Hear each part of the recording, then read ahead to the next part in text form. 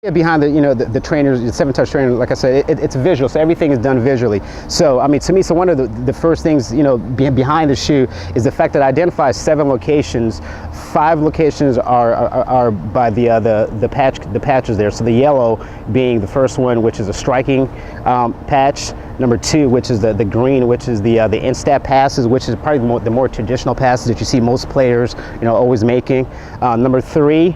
The gray-black patch there, this is probably the patch that everybody probably isn't familiar with, but they're familiar with the action behind the patch, and that's because David Beckham, that's what he's really known for. That curve of his is because of this inside number 3 patch. The 4th patch does pretty much the same thing that the gray-black patch does, which is that the gray patch bends the ball to the inside, and the blue patch bends the ball to the outside. Number 5 patch, you see it normally more with a little bit more, older players and players that are a little bit more comfortable and consistent with the ball. It's just a nice controlled lateral pass.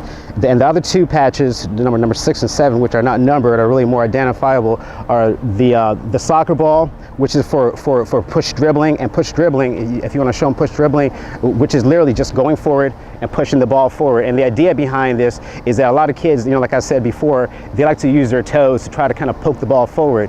And so so the idea behind the soccer ball patch there to try to teach them push dribbling is that the instructions behind it is that you want to make sure your plant foot, which is your support foot, is on the outside of the ball, not too far, not behind or not in front.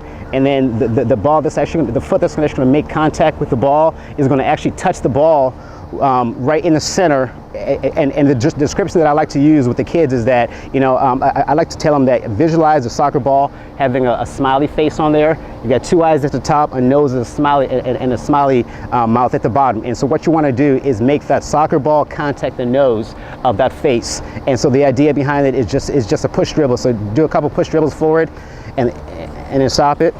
All right, and then the other identifiable location there, which is, I guess, the number 7 patch, is the way the actual words juggle, and the idea behind that is that in order, I mean, one of the things that a kid can do to actually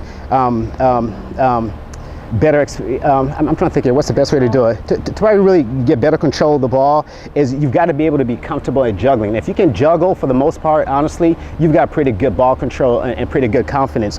And so a lot of kids, when it comes to juggling, they aren't quite sure where to juggle. And traditionally, there's two locations that most players use. They use the front location here, which is normally the South American style, or they use the top location here, which is more the German European style.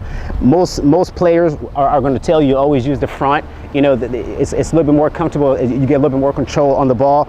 And so the idea behind this description here on the shoe for me is just to show players where they want the ball to land, and really as the ball lands, they should be able to see the words juggle, which is kind of really going to force them to have that physical technique of wanting to force their foot up to bring the ball back up to cause a rotation.